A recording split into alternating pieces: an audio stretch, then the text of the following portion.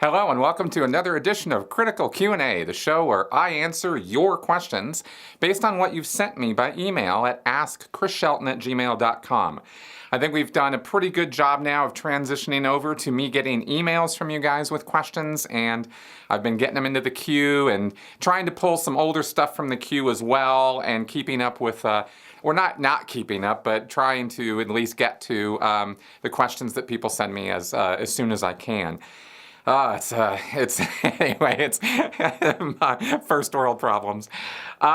Hey, part 2 of my series with John Atack on his entire Scientology experience is now up as a podcast, posted it yesterday. We will be continuing this series probably every other week. We will be doing the next installment of his story, so to speak, but I didn't want to put everything on hold for that. I have other content, other interviews and things I want to get to you guys that are already in the can. You just got to get them out. So that's happening. Anyway, and lots of research and development and other things happening too. So let's go ahead and get on with your questions. We got some big juicy ones this week. Anonymous. Where on earth does all the money go? Scientologists worldwide spend vast fortunes to move up the bridge, donate to the International Association of Scientologists, and support supposed humanitarian efforts. These so-called donations, often made under duress, leave some people in financial ruin. Where does it go? Where did it go when Hubbard was alive? It has been claimed that Hubbard donated most of his money upon passing, going exterior. And although Miscavige does appear to be living the high life, there must be more money out there. Something doesn't add up. Who benefits? And Bob. My question today is something I've wondered about for quite some time regarding Miscavige. It seems he has lived most of his life inside the walls, quote unquote, of the group. And I'm curious on your thoughts regarding how in touch or out of touch he really is with the real world. Is his worldview so limited and narrow it impacts his ability to function in normal society? Does he ever truly have interactions in the outside world? Any friends or associates outside the bubble, other than attorneys and investigators essentially under his employ? Could his extremely narrow worldview and limited education so limit his vision he has become, well, just plain nuts? Thanks in advance for your insights. Perhaps others with inside knowledge could chime in via comments. Okay, so I put these two questions together because the answer is related with both of these. You asked about money and you asked about Miscavige and his, headspace and lifestyle. Now, obviously, I am only privy to so much information about David Miscavige's current whereabouts or activities. So everything I'm going to say about this is almost pure conjecture based on knowledge I do have, experience I've had, etc. Okay, I just want to put all that out there because, I'm getting asked some really high quality questions, and you guys are really keeping up and are looking in, and the way that some of these questions are worded, it's very clear you guys are paying a lot of attention, and that is cool. That is really cool.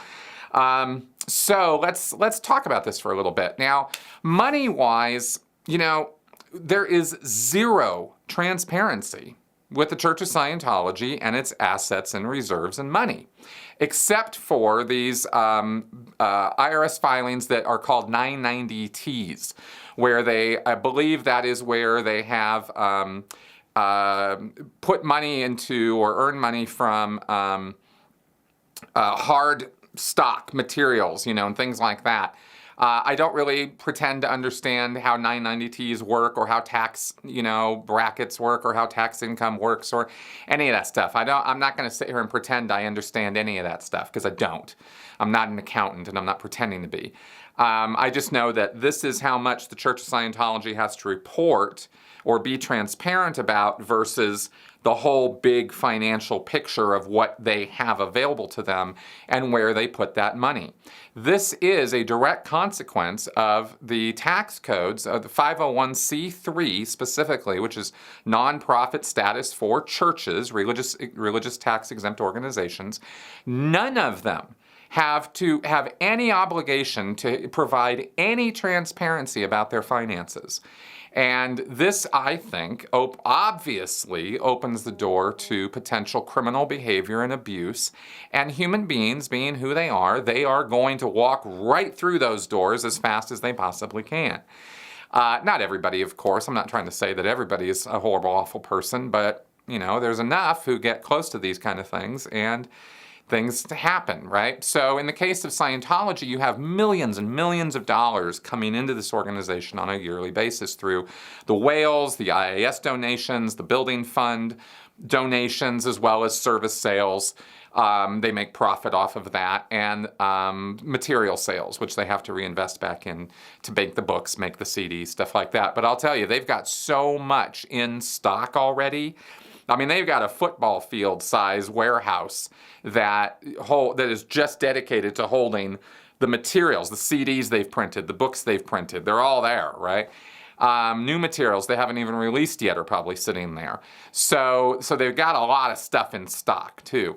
So all that, a little bit of money goes into that. Almost no overhead as far as healthcare, benefits, paying their employees. Like none of that exists. They're all religious volunteers who get paid a pittance. So where does the money go? Well, it could be going to any of 100 different places. To get to David Miscavige's part of this, he, of course, is the one who's calling all the shots. All of them. There isn't anybody else in Scientology who's making major financial decisions. It is him. And there are investments, right? They invest in things. We know that churches are able to invest in things, and when they do, they don't have to report any part of it at all. So that kind of sucks. But that means that they can invest in businesses, strip malls, some profit returning things, right? They're investments. They want a return on that investment. So all kinds of money can be going to that. Money goes also, not a small amount of money, also goes to the Church of Spiritual Technology, or at least it has in the past, which is the Archives Project, which is preserving all of L. Ron Hubbard's words and lectures in those underground vaults. If you don't know anything about that, check out my podcast with Dylan Gill. We've done a couple interviews talking all about that. That's millions and millions and hundreds of millions of dollars going into that alone. So then they have to spend certain amounts of money in certain places in order to show, if asked by the IRS, that they are reinvesting some of their funds back in church operations. So you get the IAS buying a building in Taiwan, or you get, the latest Ideal Org is purchased outright by the Church of Scientology International rather than having to do the local fundraising or something, right? That was how they did Harlem. That's how they did Inglewood and a few other places. So they do throw some money back into their operations. You also have the studio, not Golden Era Productions at the Int base, but the whole Scientology Media Production Studio, which is, I guess, about a mile or two away from Big Blue base in Los Angeles. That's a multi-million-dollar facility that they, spent some money on. Now, getting to David Miscavige personally, of course, you're going to have him as he's in the rarefied air of the 1%. He is a person who has risen to a position where he is never, ever going to need or want anything, for anything, I should say, for the rest of his life. He is secured. He's got everything figured out. When it's his birthday, money comes up to him from the Sea Org even. These people who are getting a pittance of anything, $50 a week. I think 100 at Flag. They're sending birthday money up, right? And that's just donations to him. Christmas presents as well. Like he has these ways of being able to get money to himself, and through bonuses and commissions, he can pay himself pretty much anything he wants to. And he's sort of able to bypass the whole enormment thing through those kind of the lever pulling. He also has invested money in the best, not highest tier, I mean the best tax attorneys that money can buy. And of course, legal defenses. They are not shy or skimpy on spending as much as they need to have all the legal protection they need, and use whatever maneuvering or avenues of legal defenses they need to use They're just ruthlessly efficient about that sort of thing. And when you park your moral compass at the door, then you get to think that way and operate that way and hire lawyers who think and operate that way. And that's where they do. So that's not cheap. Those lawyers don't come cheap. And Scientology spends millions upon millions of dollars on their legal bills, on legal defense. This is lawyers, this is private investigators, this is research on, opposition research. And then there are, whatever PR ventures they're involved in. Now there's also the underhanded stuff, right? There is greasing palms of government officials or law enforcement officials. And yes, that absolutely happens. Then there's Miscavige himself, who lives in a very cloistered lifestyle. He is more than a celebrity, or more even than a 1% CEO. He, a 1 or 2% or CEO type person. He definitely has set up. I mean, if you just think in terms of common sense, like, okay, well, if I was in his position, or if anybody with 2 gray cells to rub together was in his position, what would they do? Well, clearly he has a plan B, C, D, and E all set for escaping if something were to happen. I imagine that he's got things set up where he could be on a plane within, I was talking to a friend, and, we were thinking a half hour. He could probably be on a plane and be off to, whatever country that does not have extradition treaties with the United States, and there are such countries. He's probably already got estates and stuff set up there. I mean, this is where this guy is at, right? He lives at a level of preparedness and paranoia that few of us could even really comprehend. He's dreadfully afraid of being assassinated. He is dreadfully afraid of body thetans leaping onto him from children, apparently. I mean, this is a thing apparently he's afraid of, like, for real. So, I mean, it sounds like a joke. It sounds ridiculous, but, apparently that's true. So here you have a guy who is in a really sad place mentally, right? In that he has demonstrated an avarice, a need to beat up on people, to treat people badly, to lord his power over them. We already know this from all the testimonials coming out of, from the hole at the base, and the fact that he's taken off from there and doesn't even go there anymore indicates that he has now put a lot of distance between himself and that whole thing, so he can have plausible deniability. And yet he is still stuck with these desires, this insatiable need to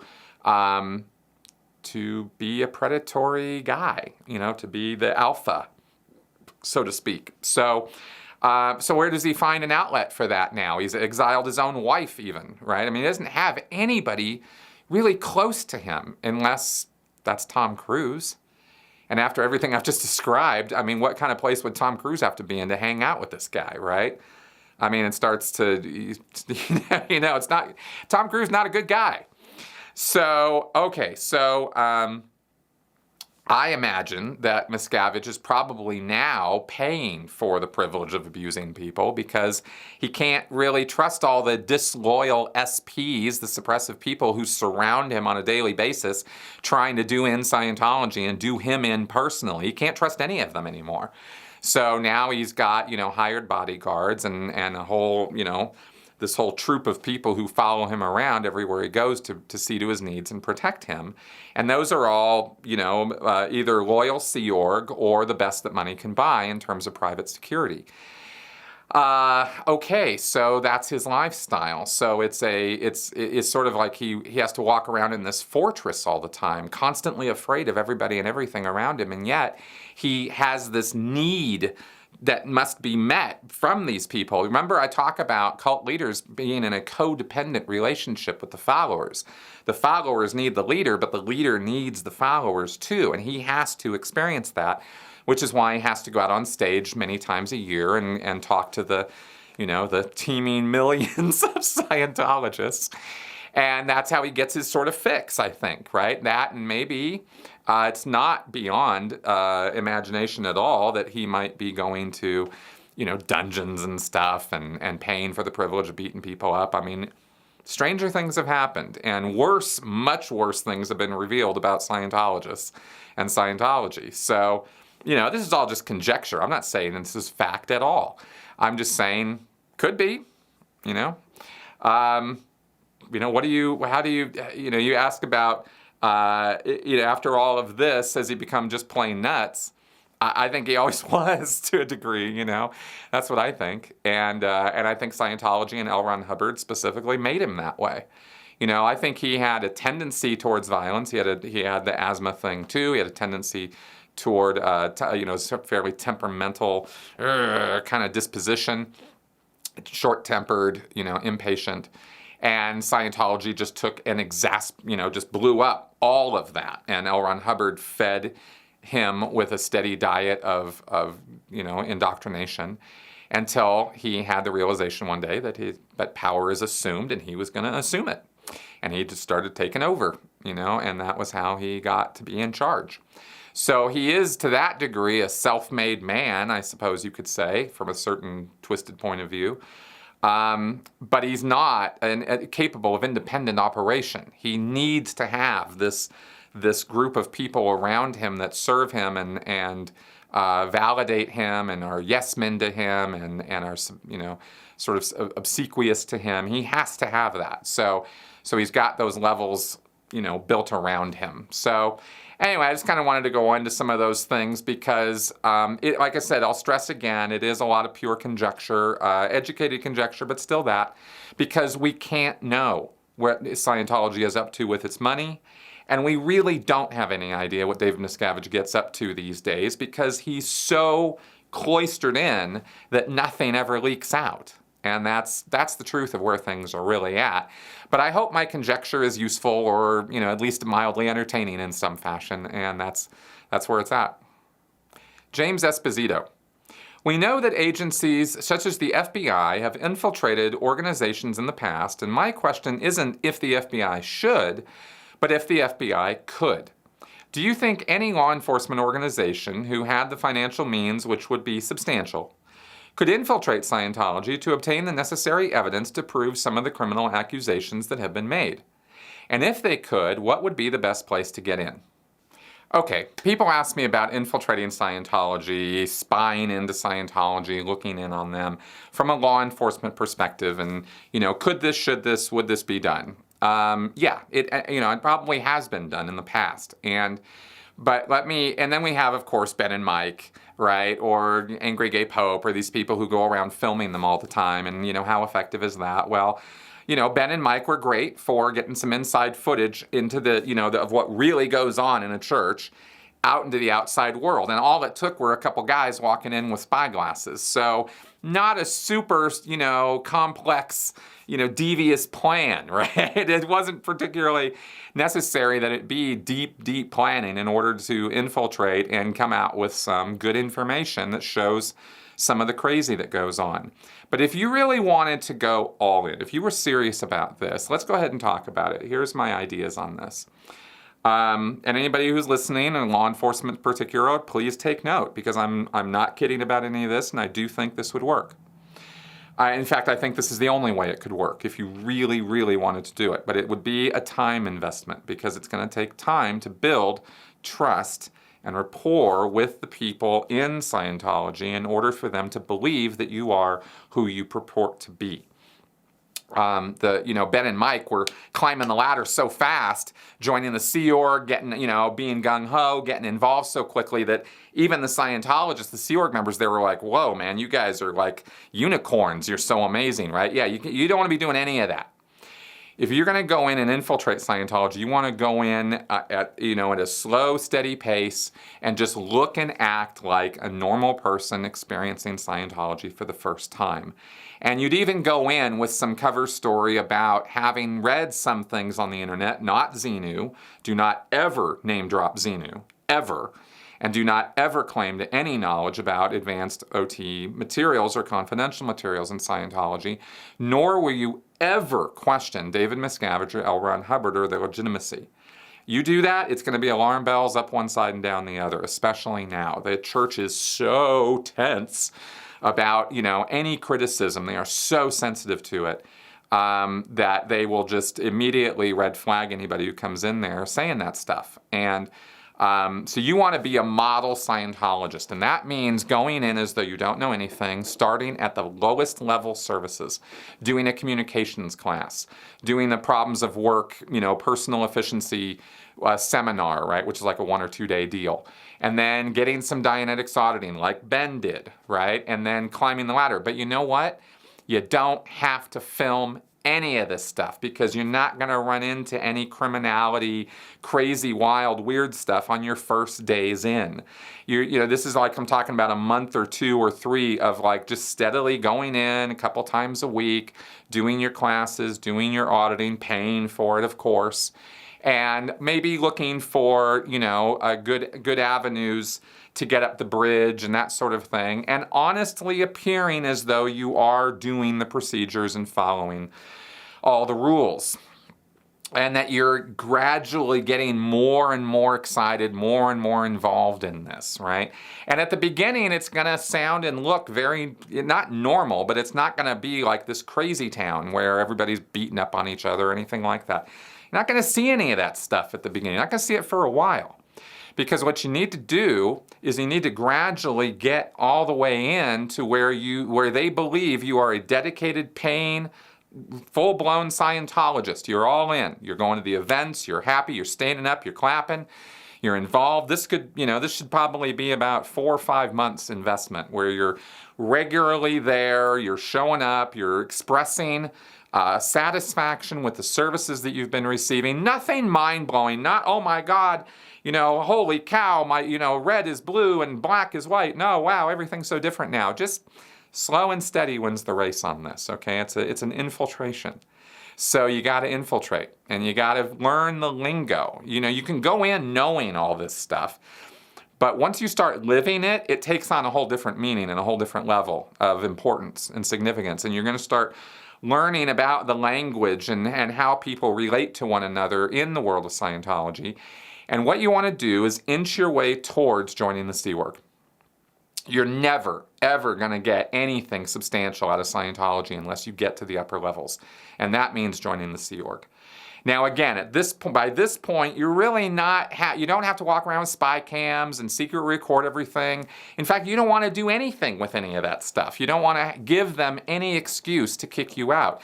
And like I said, Scientology right now is primed. They are so freaked out about people infiltrating them or spies or whatever. They always have been, but now more than ever. And you got to take that seriously because they do. They take it very seriously.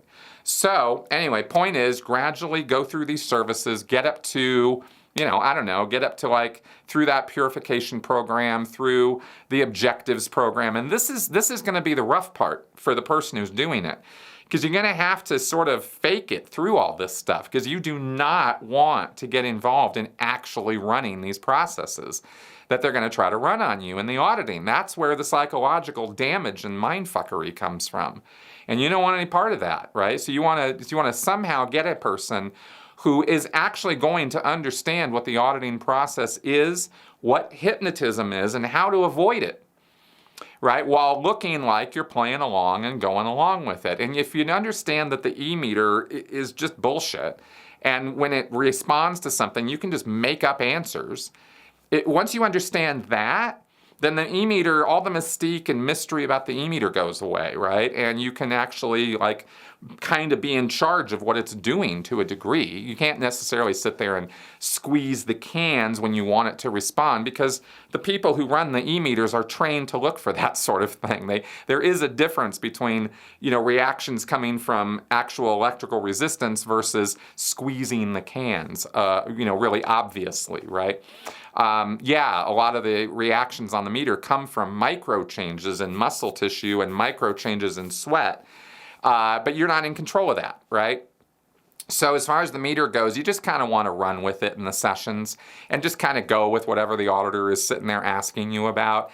It doesn't really matter what your answers are. There aren't answers you're going to give in auditing sessions that are going to get you traction or mileage with Scientologists. They don't care what comes up in your sessions.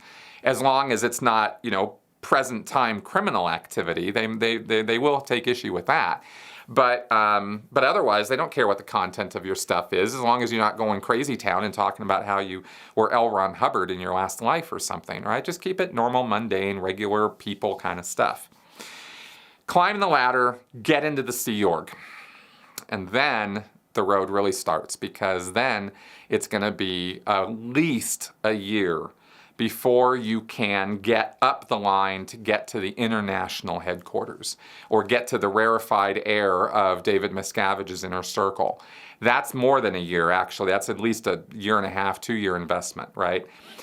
Because you have to have a production record. You have to be a very, very gung-ho, with it, on purpose, effective Sea Org member, getting stuff done. Those are the guys who get moved up the line. Because everybody at the lower levels believes that this is what's wanted up above. They don't know how bad it is at international management. They don't know how bad David Miscavige really is in private. Everybody at this level down here is thinking that he's the bee's knees and everything's wonderful. So if you want to get up there, you got to act like that. And you got to be exceptional in that regard. So you got to be willing to rip into people. You're going to have to be willing to just get shit done, no matter what it takes.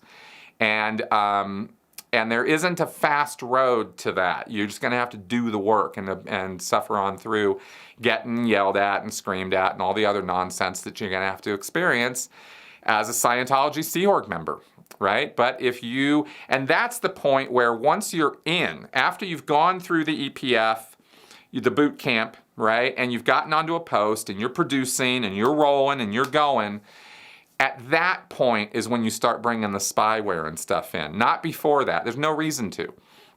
You're not trusted yet. You're going to get caught, and it's going to be bad, and you're going to get kicked out, and all that time and money is going to be wasted. So don't even bother starting to record stuff or trying to take inventory of what's going on around you until you really move up the line a bit as a Sea Org member. And finally, then, after enough time of this, and bucking for promotion and pushing for it, because as a Sea Org member, they want gung-ho, originative, I want to move up the line, I want to make this happen. They want that. So if you've created a past track record of being a normal person, and you come in and you do the Scientology and you gradually move up to a more and more fanatical level, then you can be believed, right? If you come in on day one as the unicorn, nobody's going to believe you, right? So you have to, this is why this backstory is so important. And keep in mind, all of this is being documented by Scientology internally. Pre-clear folder, ethics folder, student folder, they've got all of it. They're going to ask you for a life history where you're going to have to list every single sexual partner you've ever had, school you went to, job you held, person you've known. You have to have a detailed background that is not your actual background to that degree. You've got to have it that detailed for them to actually believe you. So the backstory and creating all of that and learning all of that. Well, if any of you ever saw that scene from Reservoir Dogs, Quentin Tarantino's movie, when the actor was, the British actor was learning his backstory for a drug deal. And he was just learning this humorous anecdote that he could tell to lower tensions and get people to believe that he was actually in the drug world. Well, it's going to be that by about 1,000 is what this undercover person is going to have to know. They're going to have to create an entire backstory, and it's going to have to not have anything to do with who they really are. And, and then they're going to need to know that backwards and forwards and not mess up on it. Because it's all going to be very thoroughly documented within the church, right? And finally, when you get to the upper level, you start finally getting promoted and you move on up the line, then you start documenting what's going on. And of course, we have the technology to do that, so you just figure that out and get it done. So that's the deal as far as like if you really want to get into the inner circle and get the true deal on what goes on when the doors are closed and no one else is around, that's how you're going to have to do it. Nobody's going to do that, and that's why I don't think it's ever going to happen. But that's what I believe would be necessary to go in and actually get evidence of what goes on the inside, on the deep, deep, deep inside. But that's how you could do it. Rose.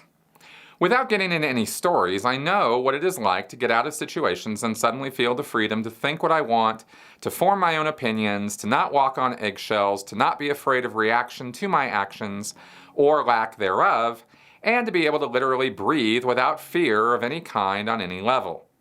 The freedom of being micromanaged and the feeling of other literally breathing down my neck.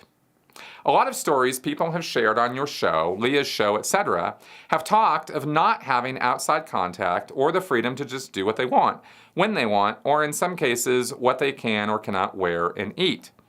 My question to you is, did you feel that sudden weight lifted and that freedom too when you left? I've been curious about some of your guests and Leah's former guests too. How did you feel once you didn't have to recruit, work, and all things Scientology? Did you feel like you could breathe for the first time?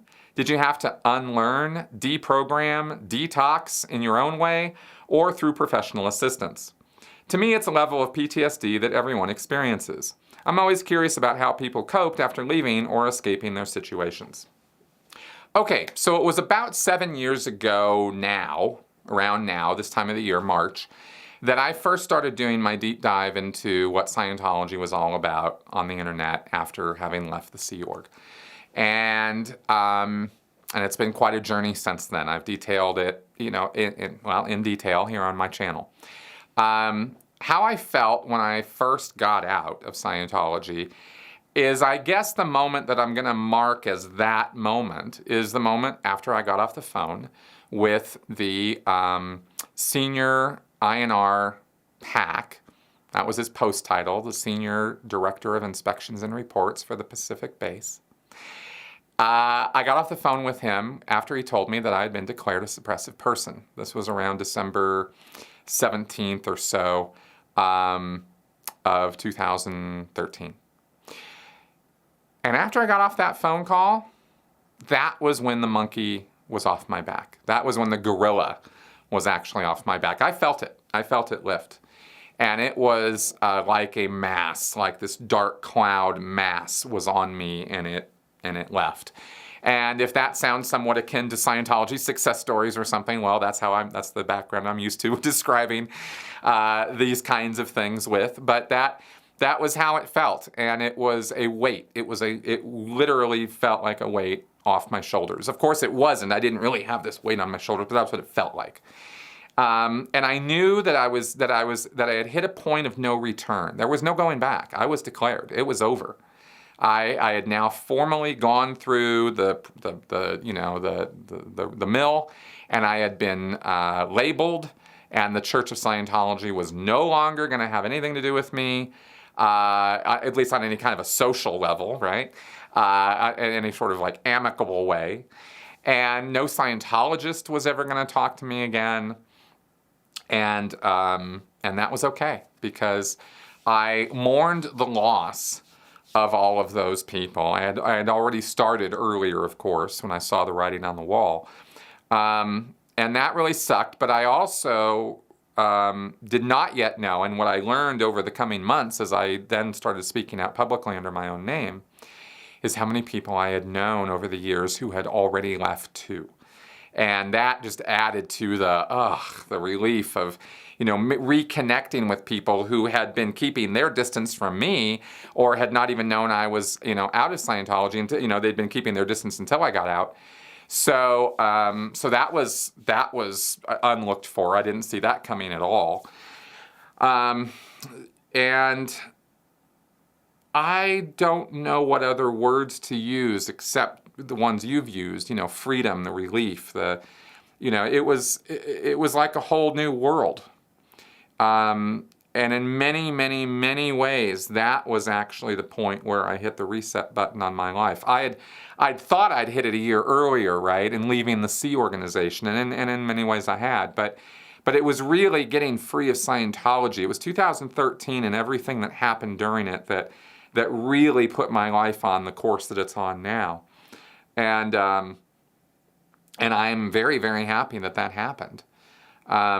PTSD, yeah, absolutely. And I didn't even know what that was. I had no idea what I was experiencing for the first couple of years. I had so much to learn, and that was that process of reaching for knowledge and knowing that there were things I could know about my situation that could help me, and that could help me deal with my situation. That prompted me to do the deep dives of research that I've been doing and sharing with you guys, that have helped me along with this, because it wasn't really a whole lot of counseling. I've only had a couple sessions of therapy, and it was okay. I recommend it for other people for sure, but I couldn't afford it and didn't really avail myself of that. So instead, I have used education as my mainline way of catharsis, and it's been very, very useful and helpful for me, and one that's a route that I push on other people too, because I think it's not just getting some relief from some of the the anxiety or the trouble or the strain or the worry and the depression even. You can go talk to somebody and feel better until you don't. And then you got to go talk to somebody again, or you got to have that self-conversation, or you got to work things out, or you got to journal, or you got to do something to sort that out. But when you learn things, when you learn about what goes on up here, or when you learn about what's going on in the whole body, when you learn about all this stuff, and you learn about anxiety and stress and trauma and psychiatry and all this stuff, then you can sort of, at least for me, I've been able to have self-conversations. I've been able to talk myself through some of this stuff. Not always. It's never a substitute for having another person there to listen to you, that's for sure. But it does make it easier when you have some concept that you can hold on to or grasp and go, okay, this is what's going on. I understand that even though sometimes people do this, even when the concept or the piece of information they're holding on to isn't even true. I look for true things. I want to believe true things, and I don't want to hold on to fantasies or delusions. So I take great pains to try to verify the truth of the things that I actually believe and accept as true. If I find out that something I've learned or think is false or wrong, then I delete it from my social media. If I've shared it, I try to make some measure to say, hey, I was wrong about that. I think that is also part of the process, though, for me, and I think it should be for everybody. If I was going to, start projecting on other people what they should be doing, I think the desire to learn and know and believe in true things is very basic, and will keep you out of a lot of trouble because it keeps you challenging your own ideas. And if there's anything that people who come out of cults need to do, it's they need to learn how to challenge their own ideas, because it was their ideas that landed them in the hot, and the soup in the first place. Yeah, they were conned. Yeah, they were lied to. Yeah, they were deceived. Yeah, they were even physically, sexually abused. And I'm not giving anybody a pass for any of that nonsense. That is total horseshit that had to happen to people. Abusers are abusive, but we are vulnerable to abusers when we don't challenge our own thoughts, when we have the idea that, hey, maybe something's wrong here. This guy's beating on me, or this woman is abusing me. We have the opportunity there, if we're not children stuck in that situation, if we're grown-ass adults, we have the ability and capacity to ask ourselves, is this really the best thing I should be doing right now? Is this really true? Is what I'm doing a sensible thing for me to do? Asking yourselves questions like that about everything you're involved in is vital to not getting conned or deceived, So this is where I go back to critical thinking all the time. Anyway, I'm throwing out a lot of stuff here, but these are lessons that I've won or learned. They were hard-won lessons. They were things I've had to learn along the way, and I think they were very useful for me in my recovery process. And that's why I share them so actively and energetically with everybody else. Anyway, that is kind of what my experience was like. You asked about that and the freedom of it and gaining my freedom back. And also learning in the big wide world, what kind of freedoms we should be entitled to. Human rights, civil rights. Learning where these things come from, what they're all about, why we think that they are rights and not privileges. These are things that are very important to learn about so that you don't let people in the future convince you otherwise. That's a whole nother thing. So anyway, I really believe in learning as a big key for that, obviously, if I haven't made that clear already. And that was what it was like for me to escape that situation and the immediate feelings I had after. And I hope that I've relayed that somehow in a, a sensible way. Eric, at some level in Scientology, there must be a person or group of people responsible for declaring people as SPs, sending out men with cameras to harass people, etc. How many people in this group are fully aware that Scientology is a complete scam? There must be a few quote-unquote masterminds behind all of the shady stuff.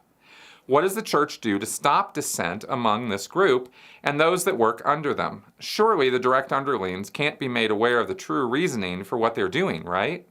Hey, Eric, thanks for the question. Actually, it's a little bit off on that, and I understand where you're coming from. You think, well, it couldn't be that that people could be scammed into this and still be doing such horrible things to other people. They must know what they're doing, right? They must understand that this is about protecting money. This isn't about saving lives or saving souls. But actually, no, that's not true. The people who work in the Office of Special Affairs, which is the area that you're asking specifically about, the people who declare suppressive people, that's a guy named Mike Ellis. He's the International Justice Chief, or whoever is filling that role now. And that's the person who is the final stamp of approval on suppressive person declares. But all the legal shenanigans and stalking and harassment and chicanery and private eyes and all that, all of that is the Office of Special Affairs. It is a compartmented area or sub-organization of the Church of Scientology International.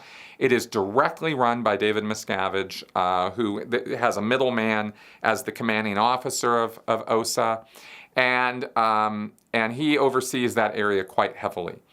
They do legal, they do private they do the investigations, and they do PR. Public relations. And even these three areas are compartmented one to the other, away from each other. So there's not full disclosure between departments what's going on or who knows what where. This is a very, very closely regulated thing that the commanding officer and his department heads know about. But all of those people are true believers in the Eric Hoffer sense. They are all in on Scientology's belief system. They are not aware of the fact that it is a scam. They're not making any money. They're Sea Org members who are, slaving away like everybody else.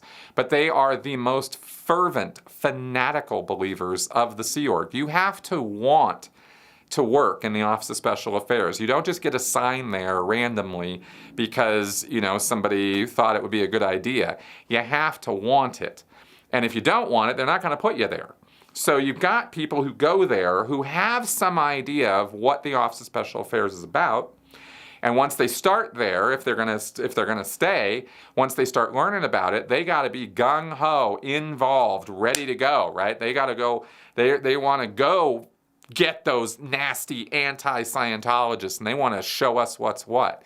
They want to put us in the ground, is what they really want to do, and they're more than happy to use any means necessary to create that effect. And they do so out of a sense of righteousness, out of righteous belief, not out of a sense of those guys are getting in the way of our money, and they're revealing the scam. They don't believe Scientology is a scam. They really think that it is the salvation for man, and that a small percentage of mankind are absolutely batshit crazy antisocial psychotics who will never respond to efforts at help or therapy. Those are called suppressive people, see? And that's who we are. And once you get that label, we're not human beings anymore. And we can have things done to us that, are pretty awful because we don't matter. We are psychotic, we're antisocial, we're horrible, we are evil, and we must be destroyed. That is the attitude of the people who work at the Office of Special Affairs, which is the mindset you have to be in order to execute the kind of things they do. It's fanaticism, straight up, right? This is extremism 101. So that's who those people are, and they want to be there. They want to be doing that kind of work. I talk about them in terms of shark eyes. They have black eye. They have these eyes. They don't, there's no emotion registering there. There's no compassion. There's no empathy. These are the people who kind of enjoy doing that to other people. And the Office of Special Affairs gives them plenty of reasons and indoctrination to justify or rationalize why they feel like it's a completely rational, sane thing to do to ruin utterly other people's lives, right? They got all kinds of reasons to justify that behavior. So it's not, so if you're wondering like, well, like there are other motivations than money, and that's what you see most clearly expressed by the people who work in the Office of Special Affairs. Mark Pullis. Learning how the cult operates and its beliefs help to understand the state of mind the people in it are in. Is there a chance of an overthrow of the current leadership, or the chance that a former paying member is attempting to start a revival of the old Scientology? A new branch of Scientology, so to speak, bigger and more effective than the free zone groups. Oh, Mark, this kind of thing happens all the time. There have been attempted overthrows. There have been people who are out in the free zone, or others, not just free zone people, independent Scientologists, or as John Atack and I are now more likely to call them, dependent Scientologists, because they are far from independent of Scientology. I love that joke. Anyway, these things have already happened, and they will continue to happen. And I wanted to answer this question to point that out, that there have been people who have tried to go after Miscavige and have been put down. There have been people who eventually Miscavige will go away in one way or another. Eventually, that's a certainty. And then somebody else is going to have to step up, or the whole thing will collapse, and we'll see what happens and under what circumstances that happens. But I just wanted to point out that these things have already happened. It's not like that's never occurred before. And there's an independent Scientology church out there that's filed for tax exemption and put its paperwork together and is trying to use the copyrighted term Scientology in their title, and they're doing that on purpose to try to legally take on Scientology on that. I don't keep up on it any closer than that, but that's what I know. These things are going to continue to happen, right? There's nothing stopping these things from happening. In fact, as Scientology gets looser and looser with its copyright enforcement, they can expect more and more of this. And even if the entire Church of Scientology collapsed tomorrow, there's nothing stopping some guy in Hungary or Taiwan or Italy or here in the United States from picking up a copy of Dianetics or Scientology, some book, and starting it all over again. It's all there. I mean, the whole organizational structure is laid out there. All the labyrinth of corporations and all the goofy stuff. Well, that could all fall apart, and somebody could have to refigure all that stuff out or come up with a whole new angle on putting the Church of Scientology together. But I almost guarantee that sort of thing is going to happen in the future, even if the Church of Scientology, as we now understand it, were to completely collapse. Because Hubbard, these books and lectures, they're all over the world, and they are some of the most translated materials that exist. There aren't lots and lots of them, but there doesn't have to be in order for some person somewhere to randomly start up some group and get it going again, is all the point I wanted to make.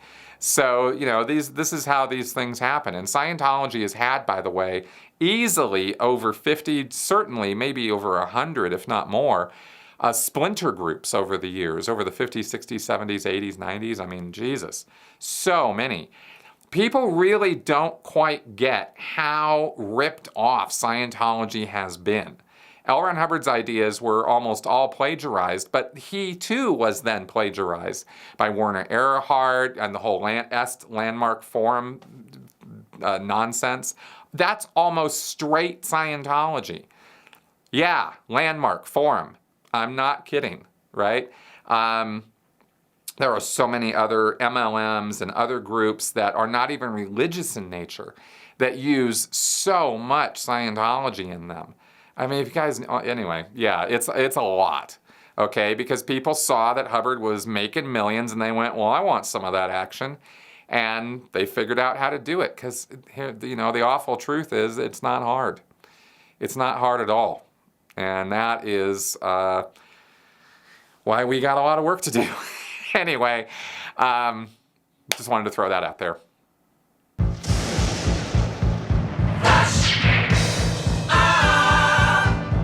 Whooshity whoosh, it is time for Flash Answers.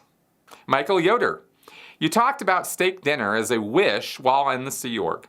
What was the first thing you treated yourself to after you left? I would imagine that would stick in your mind. Here's what I remember, Michael. I don't remember a meal. I've had a lot of steak since I left the Sea Org. I love steak. But here's what I remember as a feeling, as a picture, as an emotion. What I treated myself to was freedom. And what I remember was the feeling when I got in the rental car and I drove away from the Pacific Base, Big Blue, for the last time. You know, like when I left, I was out of the Sea Org. And that was a relief that is hard to describe. I described my other relief at being declared and getting out of Scientology earlier in this episode. This was similar, but not quite the same level because I still had the Scientology belief system and all the PTSD stuff was all just fresh. I mean, it was fresh. So all that still had to be dealt with. So I was experiencing a relief at a level I had not ever really experienced before, but I had a long ways to go and more relief to experience. But that's what always stands out for me when I get questions like this, so that's what I'm relating to you. Tyler Simmons. L. Ron Hubbard said there is an implant station on Mercury and Venus. Mercury and Venus are too hot to sustain any life. Do Scientologists know that these planets can't possibly have inhabitants on them? No, they don't know that because L. Ron Hubbard said that there are implant stations on Mars and on Venus, and therefore there are implant stations on Mars and Venus and Mercury, I guess you said. I don't remember Mercury being a place where there were implant stations, but you know, whatever. Of course, Hubbard could have said that. The way Scientologists reconcile this is that they believe either that those implant stations are automated. I know there was one place where Hubbard mentioned that. Or the life forms that exist there exist because of technology that far surpasses any technology we have here on Earth. For example, Hubbard references electronic fields or types of electricity that we have not even discovered here on Earth yet, or types of energy flows. And he could just rattle this stuff off and throw it out there, and people would go, oh, okay. You know, anything to believe it, right? I mean, if you want to believe that there are implant stations on Mars, then you can make that, you can work that around to make that make sense to you, and that's what you can. That's how people are. So that's about as much thought, actually. Everything I just told you, that's about as much thought as Scientologists put into it. Julian Kirkpatrick. Today's headlines show Tom Cruise and the Mission Impossible 7 team leaving Italy over coronavirus fears and concerns. Given Scientology teachings discuss immunity and mind over matter when it comes to disease, why is Tom Cruise, who is such a control freak, letting this interfere with his filming? Does he think people are so N-theta and he can't muster enough theta to offset all the sickness? Cute. No, it's called an insurance company, and Tom Cruise can have as many fits and complaints and jump up and down as often as he wants about it, but if the insurance company isn't going to cover your crew without costs becoming extremely prohibitive, then guess what? You move your location. And that is decided, those kind of decisions are made by producers and by the studios more so than any one individual. And Tom Cruise, as powerful as he is, doesn't have the power to compel a Hollywood crew or any crew anywhere to be in harm's way, especially when the insurance company is saying otherwise. So, I'm just giving a pretty real answer to, I get the silliness of the question. Also, I just want to sort of throw this out as an opportunity right now, since this is kind of a timely thing. Please, guys, don't get into the hysteria of what's going on with this coronavirus in the media. And the political punditry around this is ridiculous on both sides. You know, it's not a hoax. And at the same time, the administration is, anyway, I got criticisms, but it's not as bad as the people on the left are making it out to be as far as the response. I mean, we've got a problem. But let's not make this out that people are collapsing in the streets and everything's falling apart and it's the end of civilization as we know it, okay? And I'm seeing stuff like that. I'm seeing it on social media, I'm seeing it in the news, and it's just irritating the shit out of me. Sorry to be so blunt, but, we really need to calm down on this, guys. It's not, it's not coming for you. You're not, gonna die tomorrow, okay? It's okay. It's a sickness, it's a disease. We need to deal with it at the correct level of response, but we don't need to be hysterical about it in the meantime. Okay, anyway, there you go. Okay, guys, that's the end of our show. Thanks a lot for watching and listening to me ramble on here. I really do appreciate your viewership and support and your kind words. You guys are just awesome. If you're going to leave criticism for me, and it's totally fine if you do, I actually want it, but I just prefer that it not be insulting at the same time. I really fold up on that pretty fast. And I'm going to tell you that after 7 years of being out of Scientology, my emotions now and my responses to things now are more open and honest and real than they ever have been. So, I'm going to respond harshly when I get treated harshly by people on social media. And I think it's a tit for tat kind of thing, and I'm not shy about that. At the same time, though, I don't want to be mean, and I don't want to be vindictive, and I don't want to be irritated or irritable or annoyed or anything like that with people. I want to engage in good, honest conversation. And I want to engage in that level of ideas, not at the level of personalities and what an idiot I am or what a moron you are. I'd really rather not do that. So I just wanted to throw that out there because these are very divisive times, and it's okay to have conflicts of ideas. It's okay to disagree. It's the civility of it and the conversation of it that really matters, and the fact that we can come to compromise that makes us so amazing as human beings and what this is for. So I want to encourage talk and discussion and commentary in that direction. And at the same time admit that I am not perfect, and if I lash out because I'm being, getting the short end of somebody's stick, then that's what's going to happen. But I'd really rather that not happen, and I'm trying my best to be better about that sort of thing. But I wanted to acknowledge it here in this last bit. Okay, guys, see you next week. Bye-bye.